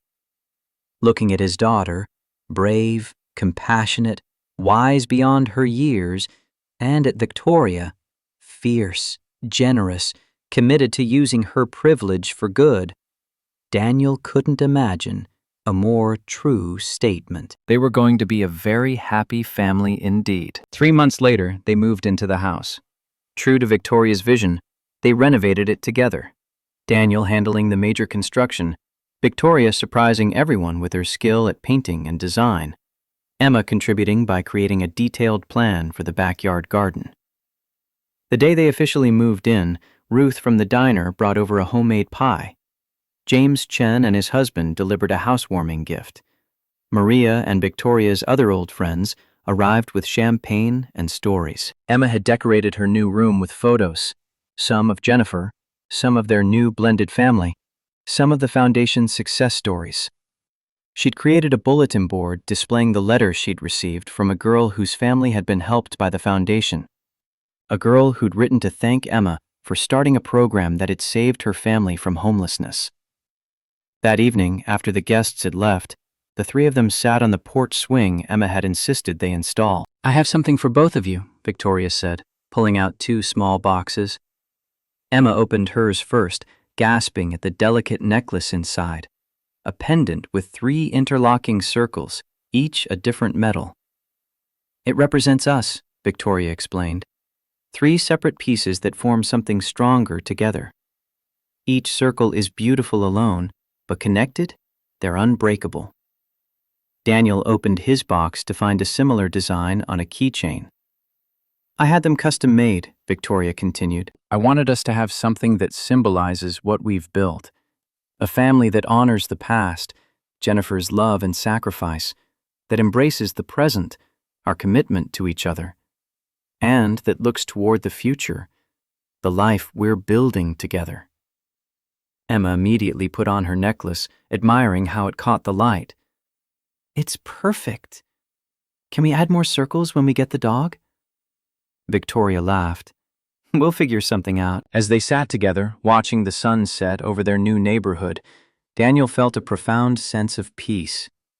The journey had been painful, unexpected, and transformative, but it had led them here, to love, to purpose, to a family built on authenticity rather than biology. Emma, perceptive as always, seemed to sense his thoughts. Daddy, are you happy? Daniel pulled both his daughter and Victoria close. I'm more than happy, Em. I'm grateful. For your mom, who taught us both how to love. For the struggles that made us stronger. For Victoria, who chose to see us when others didn't. For this moment, right here, right now. Victoria added softly, for second chances. For the courage to stand up. For families we choose as much as families we're born into. Emma nodded seriously, then grinned. And for the dog we're getting next week. They all laughed, the sound carrying across the porch and into the evening air. A family's laughter, genuine and free. Somewhere, Daniel liked to think, Jennifer was smiling too. She'd taught Emma to be brave, to be kind, to stand up for what was right. Those lessons had shaped their daughter into someone who could recognize true friendship when it appeared, who could help 2 adults see what was growing between them, who could embrace a new family member without forgetting the one she'd lost. The following week, they visited an animal shelter. Emma had done extensive research, determined to find a dog that needed them as much as they needed it. She bypassed the puppies and popular breeds, instead stopping at the kennel of an older mixed breed with graying muzzle and gentle eyes. "This one," Emma said with certainty. "He's been here the longest. Nobody wants an old dog, but he has so much love left to give." The shelter volunteer confirmed that the dog, named Charlie, had been surrendered 6 months earlier when his elderly owner passed away. He was well-trained, gentle, and desperately needed a home. "We'll take him," Victoria said immediately. As they filled out adoption papers, the volunteer remarked, "You know, most families want puppies.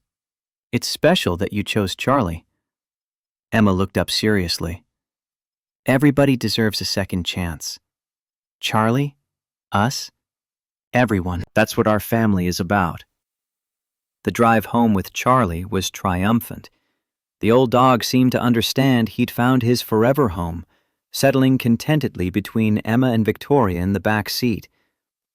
At the house, Charlie explored his new territory with dignified curiosity, eventually settling on the porch where he could watch the neighborhood. Emma brought him water, showed him his new bed, and explained the house rules with solemn importance. That night, as Daniel tucked Emma in, with Charlie now stationed protectively beside her bed, she looked up at him thoughtfully. "Daddy, do you think other people can have second chances like we did? Like the people the foundation helps?" "I think so," Daniel said. "Everyone faces setbacks, some bigger than others. What matters is having support when you need it and the courage to keep trying." Emma nodded. "I want to help more people have second chances. When I grow up, I want to run the foundation with you and Victoria." "You'd be amazing at it," Daniel assured her. "You already are." After Emma drifted off to sleep, Daniel found Victoria in their bedroom, working on foundation proposals. "She wants to run the foundation when she grows up," he reported. Victoria smiled. "She'll probably revolutionize it. Emma sees problems we don't even notice yet." How did we get so lucky? Daniel wondered aloud. A year and a half ago, everything was falling apart. Now we're exactly where we're meant to be, Victoria finished, building something meaningful together. She set aside her laptop and moved closer to him. "I never thanked you properly." "For what?" "For taking a chance on me. For letting me into your lives despite all the complications. For seeing past the money and influence to the person underneath. For building a real partnership based on mutual respect rather than traditional roles." Daniel cupped her face gently. "You gave us everything. Not just financial stability or career opportunities, though those matter. You gave us hope. You showed Emma that standing up for what's right makes a difference. You showed me that I could have a partner who challenges and supports me equally." "We gave those things to each other," Victoria corrected. "You showed me what real family looks like, what it means to put others first without losing yourself. What integrity looks like when it's lived rather than performed." They held each other, two people from vastly different worlds who had found common ground in shared values and genuine connection. Over the next year, the foundation grew rapidly. They helped hundreds of families facing medical debt, job loss, housing insecurity. Each family had a story. A single mom working 3 jobs to pay for her child's medications, a veteran struggling with PTSD and unemployment, a family devastated by unexpected illness. Daniel and Victoria made a point of meeting with as many families as possible, listening to their stories, understanding their specific needs. They learned that effective help required more than money. It required dignity, respect, and genuine partnership. They created programs that empowered people rather than simply providing handouts. Job training that led to real employment. Financial literacy courses that helped families build stability. Mental health support that addressed the trauma of economic crisis. housing assistance that helped people stay in their communities rather than being displaced. Emma became increasingly involved, speaking at fundraisers about the importance of helping families in crisis. She formed a youth advisory board, kids who'd been affected by their families' economic struggles and wanted to help others facing similar challenges. On the second anniversary of that night at Riverside, they held a special foundation event. Instead of a traditional gala, they organized a community celebration in the park near their house. Families who'd been helped by the foundation came to share their success stories. Volunteers gathered to celebrate their impact, and donors mingled with the people their contributions had helped. The crowd was diverse: wealthy executives alongside working-class families, community leaders beside people experiencing homelessness, teenagers volunteering next to retired professionals. It was exactly what Victoria had envisioned when she started the foundation. A breakdown of artificial barriers, a celebration of shared humanity. Emma, now 10, stood at the microphone to introduce the keynote speakers. 3 families whose lives had been transformed by the foundation's programs. 2 years ago, Emma began, my dad and I were turned away from a restaurant because someone decided we didn't belong. It was humiliating and unfair, but it also led to something amazing. It brought Victoria into our lives, and together we created this foundation. She gestured to the families waiting to speak. These families faced challenges that weren't their fault: illness, job loss, disasters. They worked hard, played by the rules, and still struggled. Our foundation gave them a second chance, not because they needed charity, but because everyone deserves support when life gets hard. Emma's voice strengthened with conviction. My mom used to say that the best way to feel better when you're sad is to help someone else feel better. This foundation is how we honor her memory, by turning our own struggles into help for others. The families who spoke told powerful stories of resilience, perseverance, and hope. A single father who'd nearly lost his home after a workplace injury, now working as a construction supervisor at Sterling Technologies. A mother whose daughter needed expensive medical treatment, now able to focus on her child's health rather than drowning in debt. A veteran who'd struggled to find employment, now running his own small business with microloans from the foundation. After the formal program ended, people mingled freely. Daniel watched Victoria deep in conversation with a family she'd personally helped, her corporate persona completely absent, replaced by genuine engagement and compassion. Ruth from the diner had catered the event, serving her famous burgers and pies. James Chen and his husband had brought their foster children, introducing them to Emma and other young people involved in the foundation's youth programs. As the evening wound down and families began to leave, a young woman approached Daniel and Victoria. She looked familiar, but Daniel couldn't quite place her. Ms. Sterling? The woman said tentatively. I don't know if you remember me. I was at Riverside that night, 2 years ago. I was the hostess who turned you away. Victoria's expression remained neutral. I remember. The woman looked down, clearly struggling with emotion. I wanted to apologize. What I did was wrong. I was young and stupid and trying to impress the manager. I let myself participate in cruelty because I thought it would help my career. She took a shaky breath. I lost my job after that night. The restaurant closed 6 months later. I spent a year working minimum wage jobs, struggling to make rent, understanding for the first time what it feels like to be dismissed and judged. And I realized what I'd done to you and your daughter. Victoria studied her for a long moment. What's your name? Sarah. Sarah Miller. What are you doing now, Sarah? I'm in college, working part-time, taking classes in social work. I want to help people instead of hurting them. Sarah's eyes filled with tears. I know I can't undo what I did, but I wanted you to know I'm sorry, and that watching what you've built, this foundation, this community, it inspired me to try to be better." Victoria glanced at Daniel, who gave a slight nod. Then she turned back to Sarah. "Apology accepted. Everyone deserves a second chance, Sarah. That's literally what our foundation is about." She reached into her bag and pulled out a business card. "When you graduate, if you're interested in social work, contact me. The foundation is always looking for people who understand struggle, who've learned from their mistakes, who genuinely want to help." Sarah took the card with shaking hands.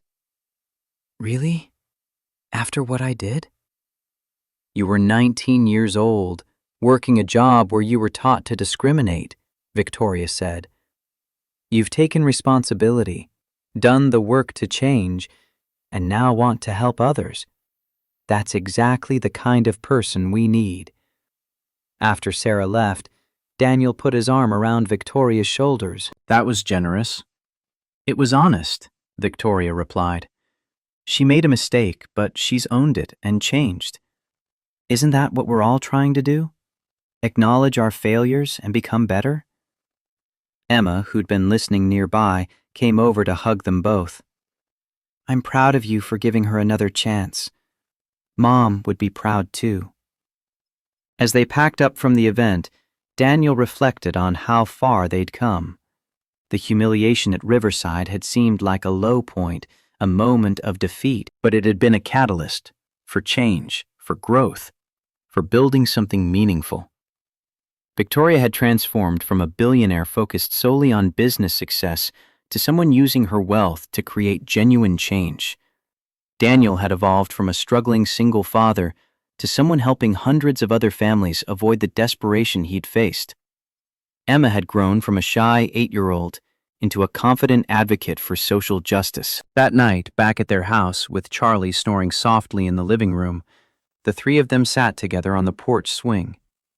2 years, Victoria mused. It feels like both forever and no time at all. Best 2 years of my life, Daniel said. Emma nodded agreement. Mine too.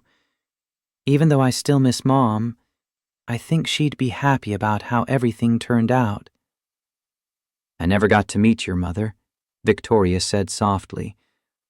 But I feel like I know her through you, Em. Her values, her courage, her compassion, they live in you. Emma touched her brave pendant, the one she still wore every day. I think you would have been friends. You both believe in standing up for what's right. As stars appeared in the darkening sky, they sat in comfortable silence. 3 people from different backgrounds, brought together by circumstance and choice, building a family based on shared values rather than biology. You know what I realized? Emma said eventually. That night at Riverside was actually lucky. How so? Daniel asked, surprised by the interpretation. Because it brought us Victoria, Emma explained simply. If the restaurant had let us in, we would have had a nice dinner and gone home. Instead, we got a family. Victoria pulled Emma close. You're absolutely right. The worst moments can lead to the best things if we're open to the possibilities. And if we're brave, Emma added, touching her pendant again. Mom taught me that. Being brave doesn't mean not being scared. It means doing the right thing even when you're scared. Daniel felt his chest tighten with emotion. His 8-year-old daughter, now 10, had understood that lesson better than most adults. She'd been brave when they were humiliated at Riverside, brave in accepting Victoria into their lives, brave in helping build the foundation. You're the bravest person I know, he told Emma. We're all brave, Emma countered. You were brave to start over after Mom died. Victoria was brave to leave her company and start the foundation. Sarah was brave to apologize tonight. Being brave is just deciding that something matters more than your fear. Victoria laughed softly. When did you get so wise? I've always been wise, Emma replied with 10-year-old certainty. Adults just don't always listen. As they eventually headed inside, Daniel paused to look back at the porch where they'd been sitting. 2 years ago, he couldn't have imagined this life. A house with a porch swing, a partner who loved him and Emma unconditionally, meaningful work that made a real difference, a daughter who continued to amaze him with her insight and compassion. Inside, Victoria was helping Emma get ready for bed, while Charlie followed them around hopefully.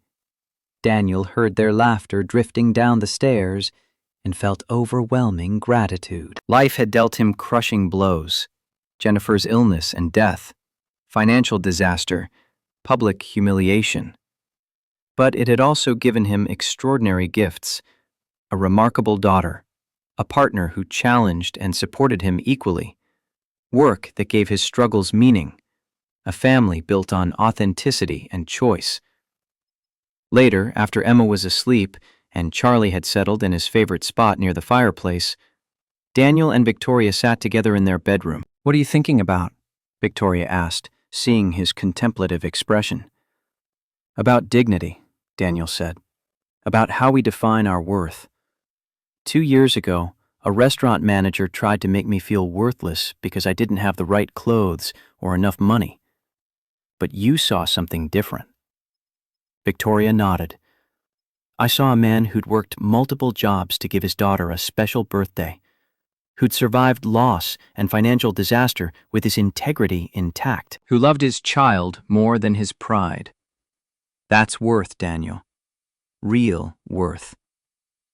"The foundation tries to help people see their own worth," Daniel observed, "to understand that their struggles don't define their value." "Exactly," Victoria agreed. "Society tells people that their worth equals their wealth, that success means expensive clothes and fancy restaurants. But that's garbage. Real success is loving deeply, acting with integrity, standing up for what's right, building authentic connections." She took his hand. "You taught me that. You and Emma. Before I met you, I measured my worth by my bank account and my company's stock price. You showed me that meaning comes from relationship, from impact, from being fully present in the lives of people you love." Daniel pulled her close. "We taught each other. You showed me that asking for help isn't weakness, that accepting support doesn't diminish my worth as a father or a man, that partnership can be about mutual respect rather than traditional roles." They sat in comfortable silence, two people who'd found each other through unlikely circumstances and chosen to build something real. "I love our life," Victoria said softly. "Not because it's perfect. It's messy and complicated and full of challenges. But it's authentic. Every day matters. Every person we help through the foundation matters. You and Emma matter more than anything else in the world." "I love you," Daniel said. "Not because you're Victoria Sterling, the billionaire CEO. Because you're Victoria, who sits on the porch swing with us, who helps Emma with math homework, who still volunteers at Ruth's Diner, who uses your privilege to lift others up rather than keeping them down." "I love you too," Victoria replied. "And I love the life we're building together. Every complicated, beautiful moment of it." Downstairs, Emma had gotten up for water and overheard their conversation. She smiled, content in the knowledge that her family was solid, that the love was real, that they were all exactly where they belonged. As she headed back to bed, Charlie following faithfully, she whispered to Jennifer's photo on her bedside table, "We're okay, Mom. More than okay. We're happy. And we're helping other people be happy too." The photo didn't respond, of course, but Emma felt her mother's presence anyway. In the values she'd instilled, the courage she'd modeled, the love that continued to shape their family even in her absence. Emma climbed into bed, Charlie settling on the floor beside her. Through her window, she could see stars scattered across the night sky, infinite points of light in the darkness. 2 years ago, they'd been lost in darkness, humiliated and struggling. But one person had chosen to be a light, to stand up, to help. And that choice had created ripples, a foundation helping hundreds of families, a family built on love and choice, a community coming together across divides. Emma touched her brave pendant one more time before sleep claimed her. Tomorrow she had school, soccer practice, and a foundation board meeting where she'd present ideas for a new youth mentorship program. Tomorrow she'd continue being brave, helping others, honoring her mother's legacy. But tonight she'd sleep peacefully, knowing she was safe, loved, and part of something meaningful. In their room, Daniel and Victoria fell asleep holding hands, grateful for the journey that had brought them here, committed to the path ahead. And in the living room, Charlie kept watch over his new family, a rescue dog who'd been given a second chance, now part of a family dedicated to giving second chances to others. Outside, the city continued its endless rhythm. Somewhere, other families faced struggles and humiliation. Other people made choices about whether to help or look away. Other moments of crisis became opportunities for transformation. The world remained complex, often cruel, frequently unjust. But it also contained possibilities for connection, for courage, for choosing compassion over convenience. 2 years after a simple act of standing up for what was right, the ripples continued to spread. One family at a time, one second chance at a time, one brave choice at a time. And it had all started with 7 simple words from a child who refused to let the world diminish her father's worth. "It's okay, Daddy. We can leave." In those words had been the seed of everything that followed. The courage to walk away from humiliation, the wisdom to recognize genuine help when it appeared, the openness to let someone new into their lives, the vision to transform pain into purpose. Emma had been brave first. Her bravery had inspired Victoria to be brave enough to intervene. Victoria's bravery had helped Daniel be brave enough to accept help and eventually love again. And together, and somewhere in the fabric of that story, woven through every choice and consequence, was the enduring influence of Jennifer. A woman who taught her daughter that being brave meant doing the right thing even when scared, that helping others healed your own pain, that love transcended loss. Her legacy lived on in Emma's pendant, in Daniel's parenting, in the foundation's mission, in the family they'd built, not despite her absence, but because of the values she'd instilled before she left. As the night deepened and the house settled into peaceful silence, the Carter-Sterling family slept soundly, safe, loved, and building a future where second chances were possible for everyone, regardless of their bank account or their past. Catherine held the frame reverently. "I've kept a folded copy in my wallet this entire year, a reminder of the day my life changed course." After dessert, Emma made a show of yawning dramatically. "I'm super tired from all this party planning. Think I'll go to bed early." Daniel suppressed a smile at her transparent maneuver. "It's only 8 o'clock, Em." Emma doubled down, stretching elaborately. "Soccer tournament tomorrow. Need my rest." "Good night, Miss Victoria. Thanks for coming to my party." She hugged Victoria tightly, then whispered something in her ear that made Victoria's eyes widen slightly. Before Daniel could question it, Emma had disappeared upstairs, leaving them alone in the candle-lit dining room. Victoria touched the frame holding Emma's drawing. "Your daughter is rather obvious in her matchmaking efforts." Daniel laughed softly. "Apparently she's been planning this for months. What did she whisper to you just now?" Victoria's cheeks colored slightly. "She said, 'He likes you too, but he's scared. Don't let him chicken out. The honesty hung between them, removing the last barriers of pretense. Daniel took a deep breath. Smart kid.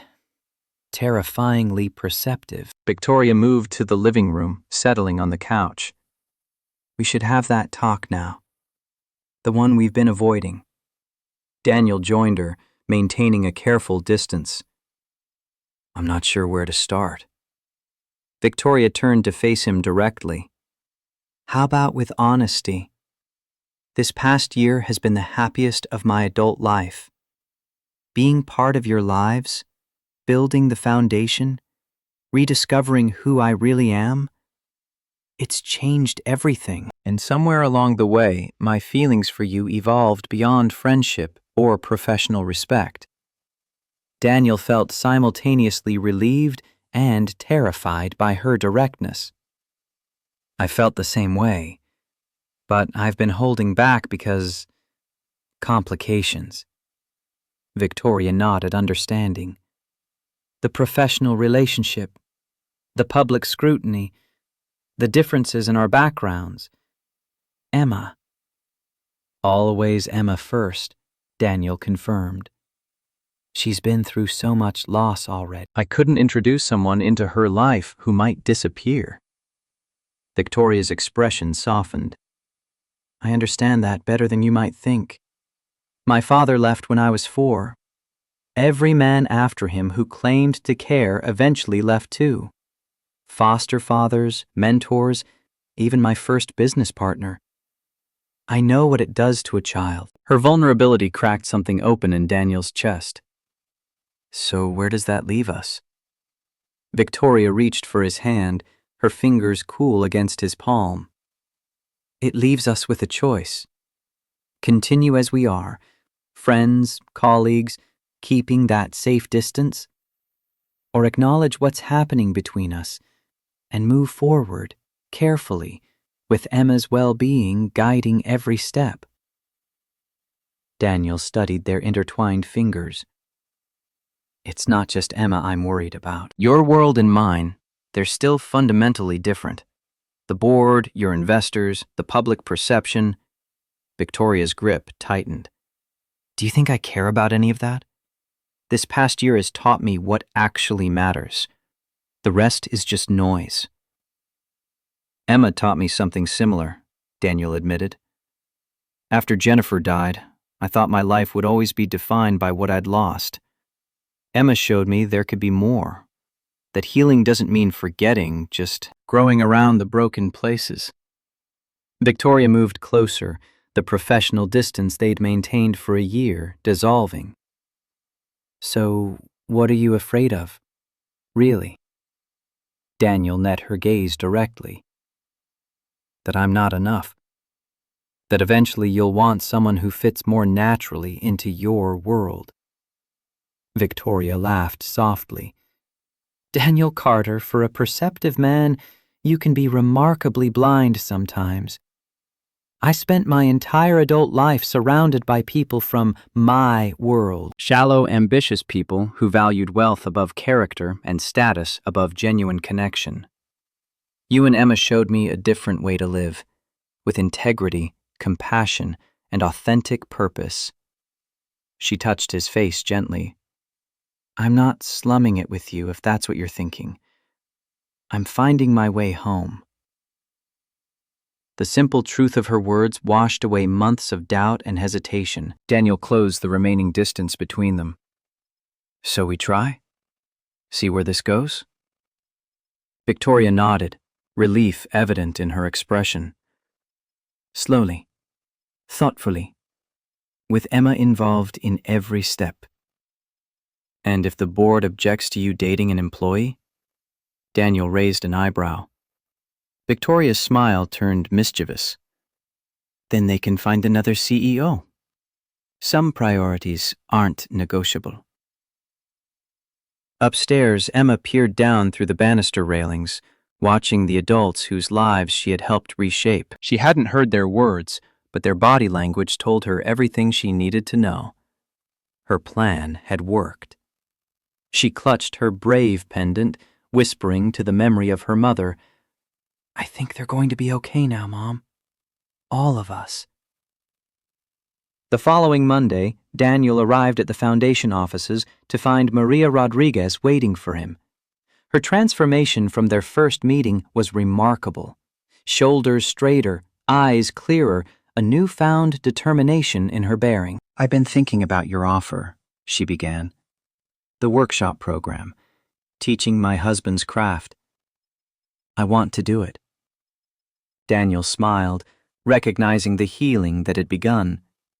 "We'd be honored to have you. When would you like to start?" Maria straightened, something of her husband's pride visible in her posture. "Today. Right now. I've waited long enough to rebuild." As Daniel showed her to the workshop space, he felt a sense of completion. One circle closing as another began. Maria's journey from victim to rebuilder mirrored his own. The foundation wasn't just helping others. It was creating a community of healing and growth where each person's transformation strengthened everyone else. Later that day, Victoria called from San Francisco, where she was presenting their corporate ethics model to industry leaders. "How's everything in Chicago?" Daniel smiled at the sound of her voice, no longer needing to hide his pleasure. "Maria Rodriguez started today. Workshop program. She's already mentoring 3 other foundation clients." Victoria's pride came through clearly. "See? That's how change happens. One person at a time, each healing by helping others heal." "How's San Francisco?" Daniel asked, hearing the background noise of the conference. "Surprisingly receptive," Victoria reported. 5 companies have already committed to implementing our model. The consortium is becoming reality." Daniel leaned back in his chair, feeling the rightness of their shared path. "I'm proud of you." Her response carried equal weight in its simplicity. "I'm proud of us. All 3 of us." In that moment, Daniel understood that dignity never truly depended on dollars. It lived in the courage to remain authentic, to extend compassion, to build connections across artificial divides. It survived in the wisdom of children who saw clearly what adults often missed. And sometimes, most miraculously, it emerged from life's most painful moments: rejection, loss, failure, transforming them into opportunities for profound change. 1 year ago, a billionaire CEO had changed everything by refusing to accept injustice. But the greater transformation had come afterward, in the daily choices to prioritize people over profit, authenticity over appearance, connection over convenience. Small choices that, multiplied across months and lives, created a ripple effect of healing and hope. And it had all begun with 7 simple words from a child who refused to let the world diminish her father's worth. "It's okay, Daddy. We can leave."